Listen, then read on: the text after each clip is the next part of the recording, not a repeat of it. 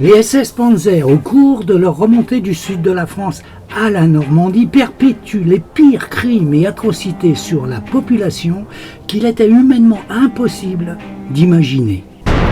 Le réseau ferroviaire détruit par les Alliés obligea l'armée allemande d'emprunter la route et ce faisant était copieusement harcelé et attaqué par la résistance française. Dynamitage des ponts, embuscades. En réponse aux actions de la résistance qui se multiplia, le général Lammerding, commandant de la division SS d'Aschreis, ordonnera la reprise en main de la zone, notamment à Tulle, avec la pendaison de 99 otages, la déportation de nombreux habitants. Une succession de pillages, de massacres, d'incendies, de drames qui culminera à Oradour-sur-Glane.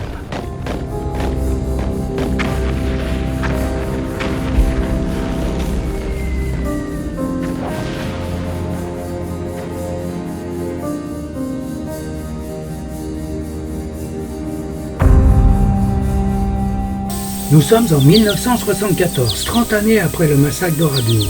Mon père, caméra amateur en main, a décidé de m'emmener visiter un village qu'il appelle le village martyr d'Oradour, mais qui sera pour moi, du haut de mes 4 ans et de mon insouciance, un immense terrain de jeu, ne me doutant pas qu'à l'intérieur de l'église du village, ce 10 juin 1944, périrent 191 enfants, filles et garçons, plus ou moins âgés, mais tous avec cette même innocence et cette même joie de vivre.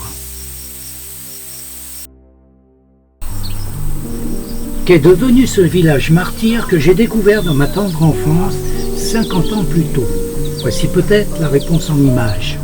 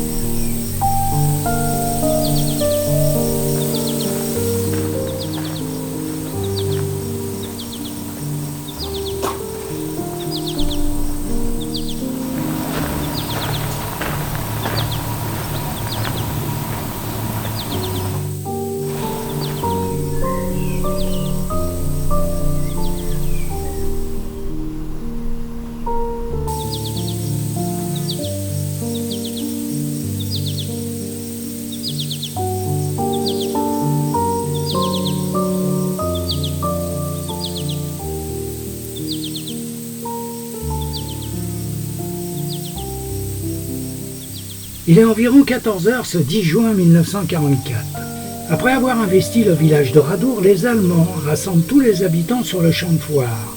Les hommes sont ensuite répartis dans plusieurs granges du village, puis exécutés par des rafales de mitrailleuses. 350 femmes et enfants seront enfermés dans l'église. Seule Madame Rouffenche, âgée de 47 ans, parviendra à s'échapper par cette fenêtre. À ce moment-là, moi je suis sortie et en sortant, je me suis cachée derrière le maître-autel. Et c'est de là que j'ai sauté par la fenêtre.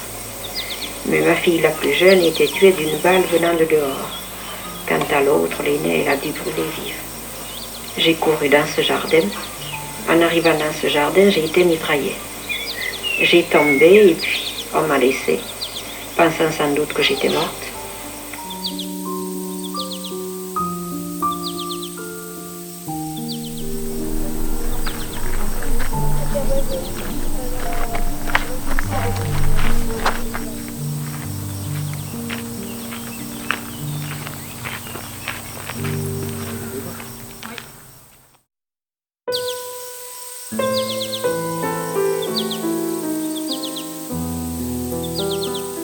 Certains enfants, à peine âgés de quelques mois, étaient encore dans leur poussette.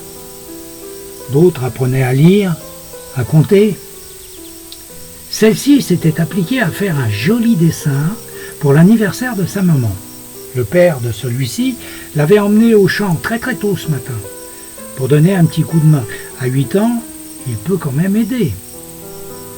La petite Marguerite Simon, 11 ans, de sa plus belle plume a écrit « Je prends la résolution de ne jamais faire de mal aux autres. » Somme toute, la vie d'un village heureux, prospère.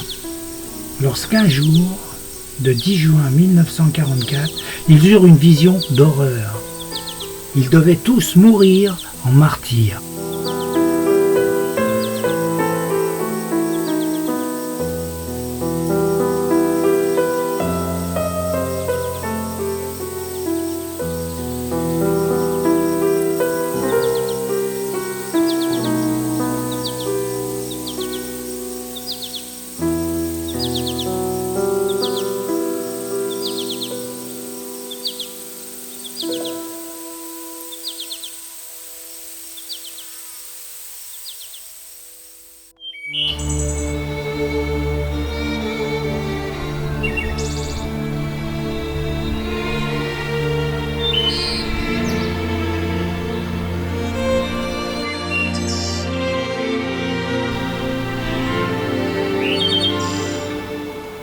Nous étions au domaine avec ma famille.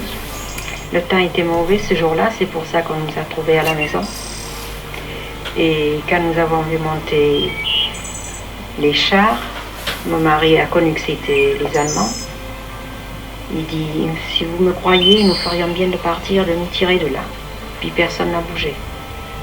Personne n'a bougé et entre-temps, il y avait des militaires qui s'étaient détachés et qui sont venus à travers champs et qui nous ont pris à la maison.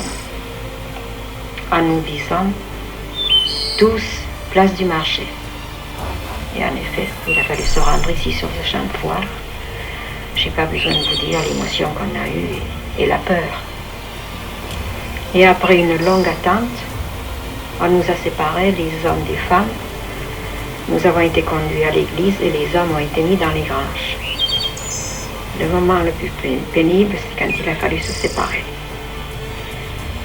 Mon fils ne pouvait pas me lâcher de mon cou. Les petites, c'était pareil.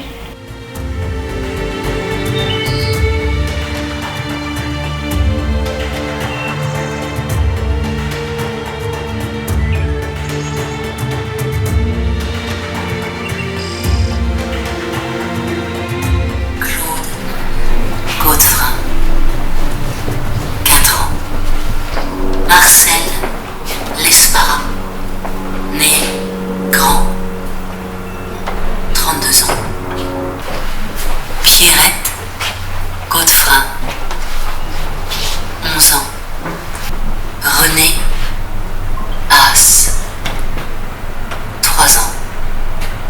Pilar Gilles Espinosa, 14 ans. Gérard Goujon, 6 ans. Aline Granet, 7 ans.